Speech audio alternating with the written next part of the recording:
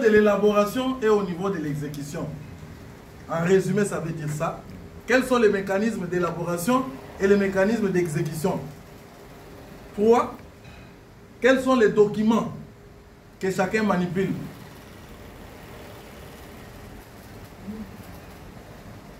Les derniers points, c'est pour que vous puissiez comprendre quels sont les acteurs qui interagissent aussi pour les contrôles.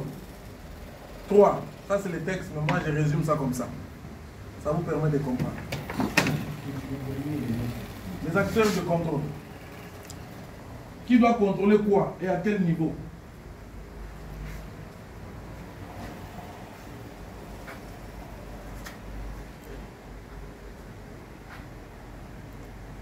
On va commencer par la loi des finances.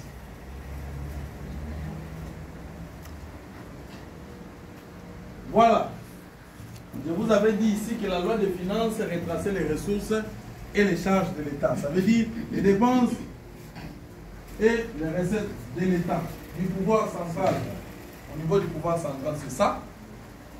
C'est pour l'exercice fiscal qui commence de janvier jusqu'au mois de décembre. L'exercice fiscal commence de janvier à décembre. Une autre personne peut vous dire que la loi de finances, c'est un acte par lequel sont prévus et autorisés. Vous sentez bien le changement? On dit prévu et quoi? Autorisé. Nous sommes régis par les principes d'autorisation préalable. La gestion des affaires publiques sont régies par le principe d'autorisation préalable. On réhabilite la route de Linguessa. Qui a autorisé les crédits pour les dépenses? C'est le Parlement qui autorise. Au niveau du pouvoir central, c'est le Parlement qui autorise. C'est la raison pour laquelle il y a une session budgétaire. On parle de la session de septembre comme étant une session budgétaire.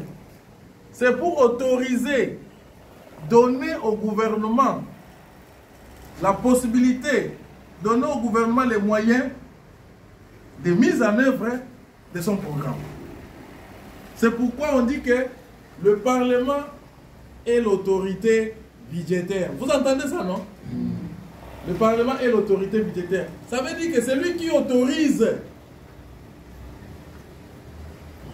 Le Premier ministre ne peut pas exécuter quelque chose qui n'est pas autorisé. Si ce n'est pas autorisé, c'est quoi? C'est une violation de la loi. Si c'est une violation de la loi, quelles sont les sanctions? Quelles sont les sanctions politiques envisagées par le Parlement? Quelles sont les sanctions politiques? Motion de défiance. Voilà, motion de défiance. Quoi encore? Il y a quoi encore? Question orale avec débat? Interpellation? Ce sont les actes de contrôle. C'est comme ça que le Parlement peut exercer son poids. Avant d'arriver à cette motion de défiance, on commence par d'abord l'interpellation. Une question orale. Question orale avec débat. On le fait. Si l'auteur de la question n'est pas satisfait, l'auteur de la question transforme sa question orale en quoi? À une motion de défiance.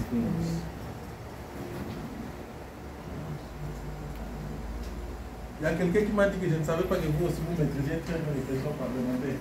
Je lui ai dit oui, c'est le Congo, nous devons comprendre. Vous pensez que nous sommes encore à l'époque de Mobutu, où les gens ne comprenaient pas ce qui se passait à l'Assemblée nationale? Non. Aujourd'hui, nous devons être tous éveillés. Voilà. Je reprends.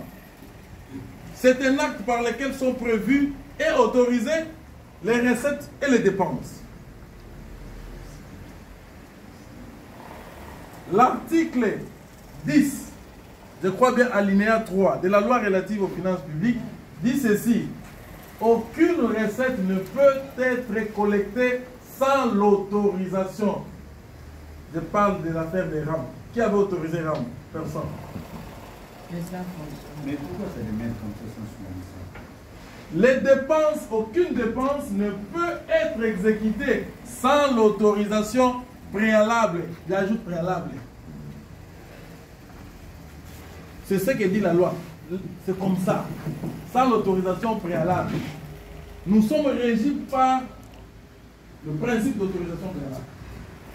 C'est aussi un instrument par lequel le gouvernement exécute ses priorités pour atteindre les objectifs du développement du pays.